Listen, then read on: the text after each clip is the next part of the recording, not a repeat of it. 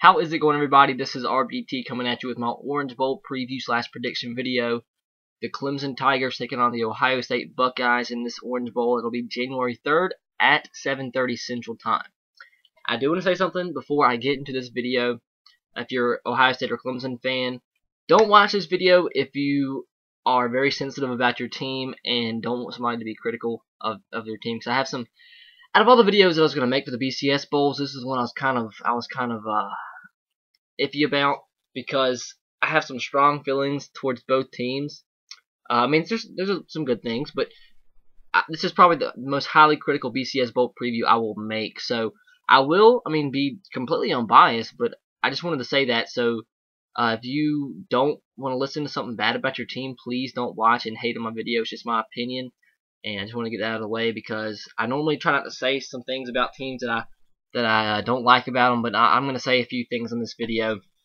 Not really bad, but I'm going to say my opinion, and it might not be favorable to you. So if you're too sensitive about it and can't handle somebody's opinion, please don't watch. But if you just want to hear football talk and actually want somebody completely unbiased listen to their if you want to listen to their 100% honest opinion on the game and how it's going to end up, listen in. Alright, that message right there is a little bit more directed towards Clemson fans, because I have some strong feelings on your team.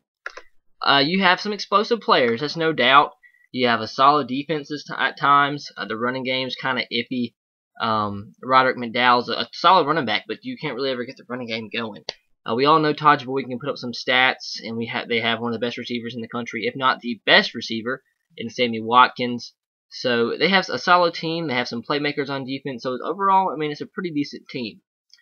But I honestly think, I've thought the same thing all season, I think Clemson is one of the most overrated teams in the country.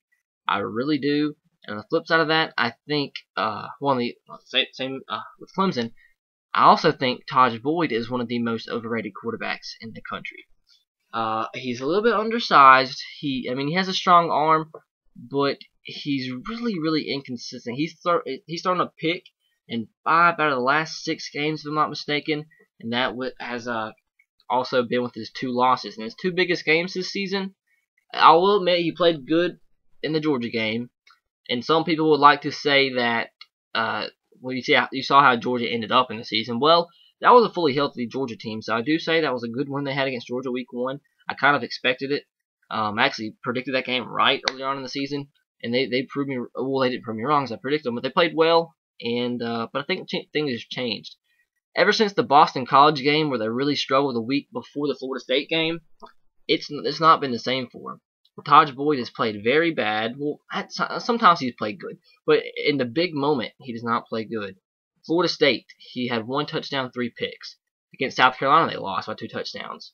No touchdowns, 2 picks. So, seems as if in his biggest games, he struggles. So if that's the case, him on a national stage, I'm not sure how good he's going to be.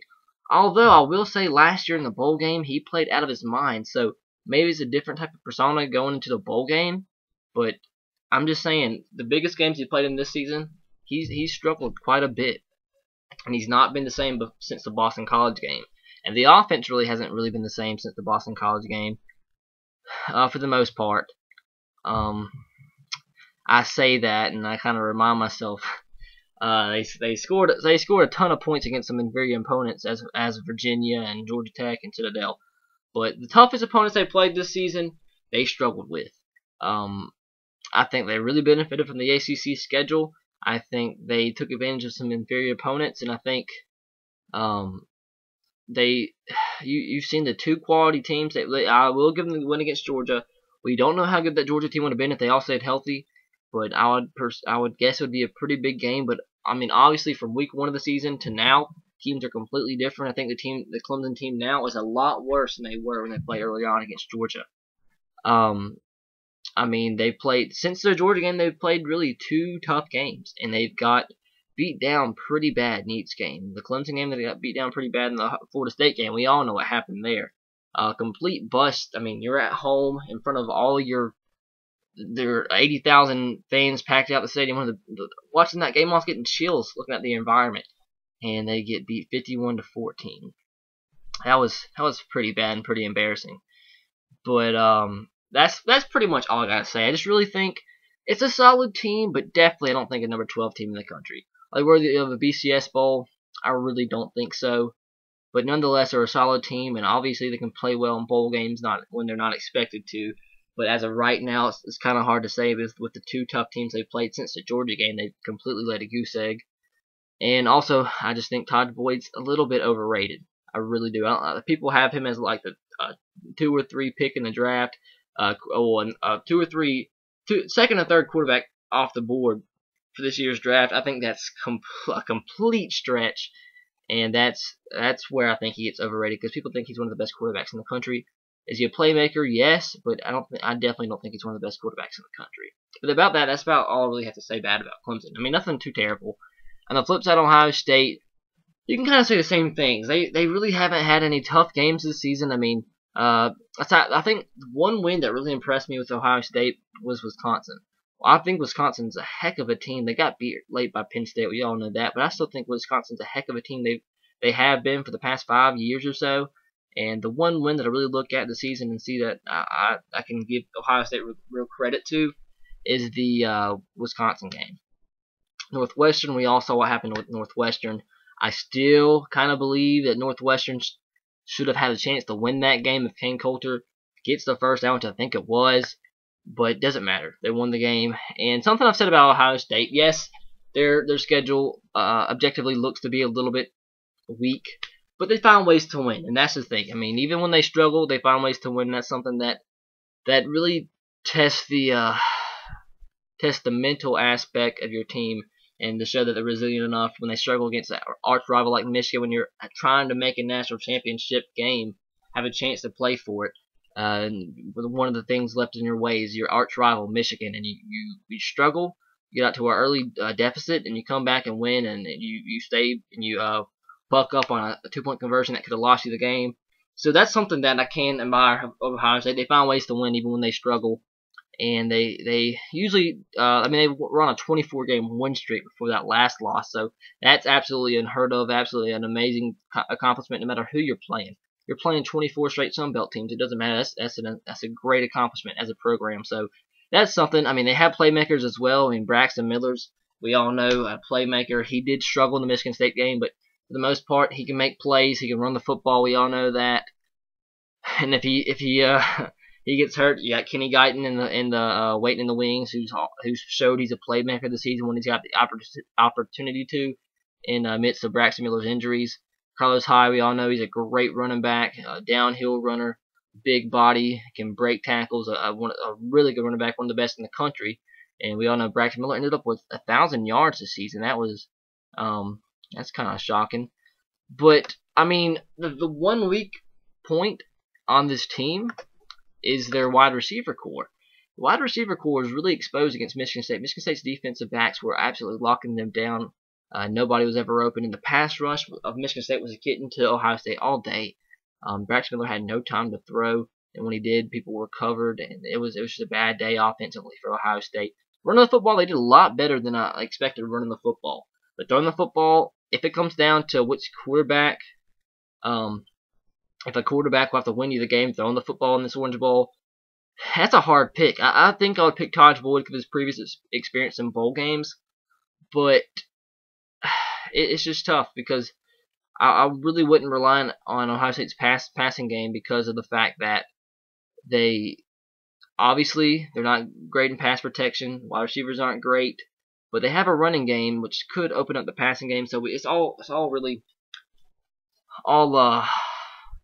up for discussion, and this is probably the most difficult bowl to pick for me, really. Two teams that I wouldn't say overachieve, but maybe are a little bit overrated, but still have talent on offense, have playmakers, and I think it comes down to which defense comes ready to play and which quarterback plays better. Right there.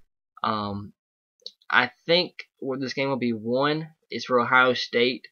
I think they run the ball, will create a few turnovers, and I think that Todd Boyd I think he plays an okay game, but with how turnover prone he's been the last month or so, month and a half, I would not be surprised to see him throw multiple interceptions in this game, and that could very easily lead to an Ohio State victory in this one. So I think with the running game, forcing a couple turnovers from Todd Boyd. The defensive line on Ohio State's pretty solid. They have a couple of true freshmen on the defensive line, and they're very good. Linebacker core is all right. Secondary is okay. But I think this is actually going to be a high-scoring game. So I think I do say I think Todd Boyd throws. I think it's like a kind of game that Todd Boyd throws 4 touchdowns, two picks, something like that. Multiple picks. Even though he has a good game, a couple of turnovers will be the decisive factor in Ohio State winning this game. I don't see Clemson having success running the football unless Todd Boyd does something, but because with Roderick McDowell and the run blocking that Clemson has on the offensive line, it's not too impressive, and I think Ohio State's defensive line is good enough to be able to limit them and have to force Todd Boyd to throw a lot on third and longs if they decide to run on first and second down. I don't think Braxton Miller has a great game throwing the football. I think Clemson has a talented enough front seven to get to Braxton Miller. As talented as Michigan State, no. I think Michigan State has one of the best defenses in the country, and that's part of the reason why Ohio State struggled so bad offensively playing against Michigan State. And they still put up 24 points and ran the football a lot better. So if they can run on Michigan State, I believe they can run on Clemson, and that's where I think they win this game. Ohio State's been finding ways to win all season long. And Clemson on the other side has not really won the big game yet. So I have to go with Ohio State in this one. Can Clemson win? Yes, because they've had success in previous. Well, last year they had success in a bowl game, and the bowl game before that, we know what happened. Not going to go there. 70 to 33 or something like that. West Virginia over Clemson. But I will say, I mean, it's a whole different team. Todd Boyd's a senior now. He's a sophomore then. So I think he'll play solid. A couple picks, but I think he'll play solid for the most part. But I do think Ohio State wins this game 34 to 31. No. Let's go 38 to 35 Ohio State over Clemson. I think it'll be close, very close. But that one pick that Clemson has will be the decisive factor. And Braxton Miller has shown he can win you games late in the game, so it might have to come down to something like that. But like I said, decisively, it's going to be forcing Todd Boyd to throw on third, second, and longs, and the running ability of Braxton Miller and Carlos Hyde. And so that is it, guys. I hope you enjoyed. Hopefully it was not too hard on each team. I try not to be. But these are two of the teams I've had the strongest opinions against this season, which hopefully you guys can respect that. But they're still the two solid teams. I think both top 25 teams definitely. Like top 10 teams, I really don't know, but they're good. They're two solid teams, and I try not to be too hard on them. But that's about it, guys. I hope you enjoyed. Please leave your prediction in the comment section below. Let me know what you think is going to happen in the game. And if you have some harsh words for me, I understand. I was kind of hard on these teams, so I understand. But that's about it. Please subscribe to my channel if you haven't already. Go watch the rest of my bowl predictions. I have all of them up except the Rose Bowl. I'm going to do the Rose Bowl preview right after this one. So if you're probably watching this right now, you can go watch the rest of my BCS Bowl predictions. They're all up right now. Should be. And I hope you enjoy them. But please leave a like if you haven't already. Follow me on Twitter at twitter.com/S3RTR. I'll see you guys next time. Hopefully you'll stick around and subscribe. I'll be coming out with all of the bowl game recaps. Every single bowl game, I'll be on my channel recapping each and every one like I did last season. Actually, I think I missed first couple bowl games, but I will be definitely doing each and every one this season because that was a success on my channel last year, and I'll do that once again. Hopefully, it'll be even bigger and better with my bigger viewer base that I have now. But that's it. I hope you enjoyed, like I said, and roll tide, go Sox, and go Titans to you. Catch you guys next time. Peace.